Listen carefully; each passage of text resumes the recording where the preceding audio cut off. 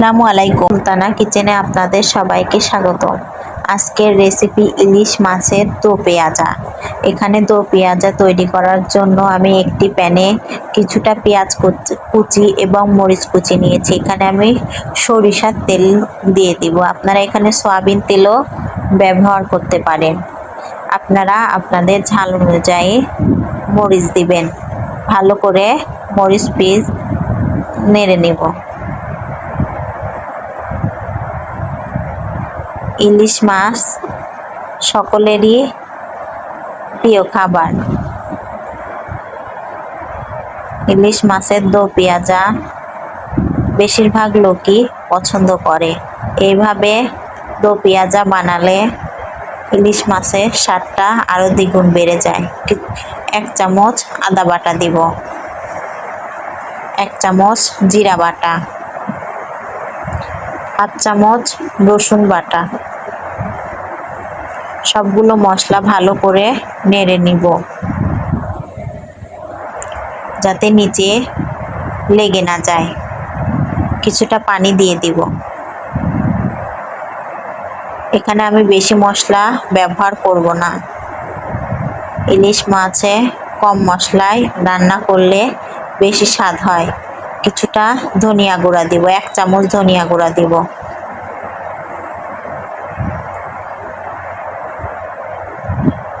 ভালো করে নেড়ে নিব। 2 চামচ মরিচের গুঁড়া দিব।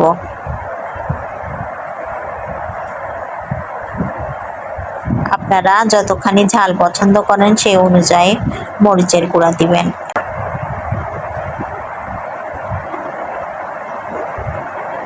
কিছুটা লবণ দিয়ে দিব। ভালো করে মশলাটা কষিয়ে নিতে হবে।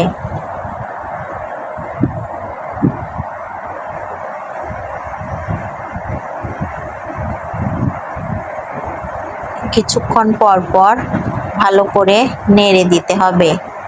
মশলা যত ভালো কষানো হবে রান্নার স্বাদও ততটাই বেড়ে যাবে। আপনারা মশলাটা ভালোভাবে কষানোর চেষ্টা করবেন। ইলিশ আমাদের জাতীয় মাছ। সকল মাছের থেকে ইলিশ মাছের স্বাদটাই যেন অনেক মজা। এখানে আমি ইলিশ মাছগুলো দিয়ে দিব। যখন তেল উপরে উঠে আসবে তখন ইলিশ মাছগুলো দিয়ে দিব।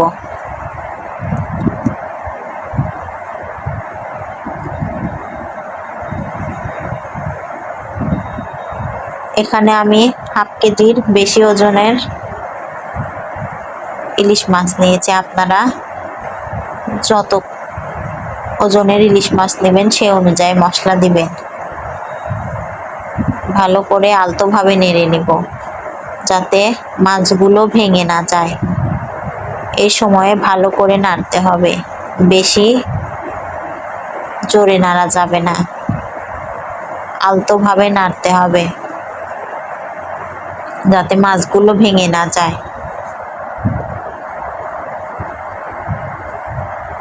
কিছুটা পানি দিয়ে দিব। আমি এখানে বেশি পানি দিব না, পরিমাণ মতো পানি অ্যাড করব। আপনারা আপনাদের মেজারমেন্ট অনুযায়ী দেবেন।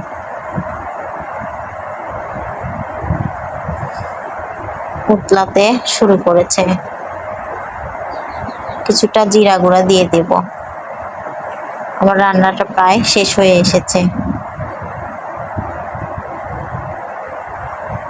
দেখুন কতটা সুন্দর লাগছে। দেখতে যতটা সুন্দর, খেতে তার থেকেও অনেক মজা। আজকের রেসিপিটা যদি আপনাদের ভালো লেগে থাকে একটি ফলো দিয়ে পাশে থাকবেন। বাসায় একবার হলেও রান্নাটা ট্রাই করবেন, আশা করি ভালো লাগবে। আসসালামু আলাইকুম।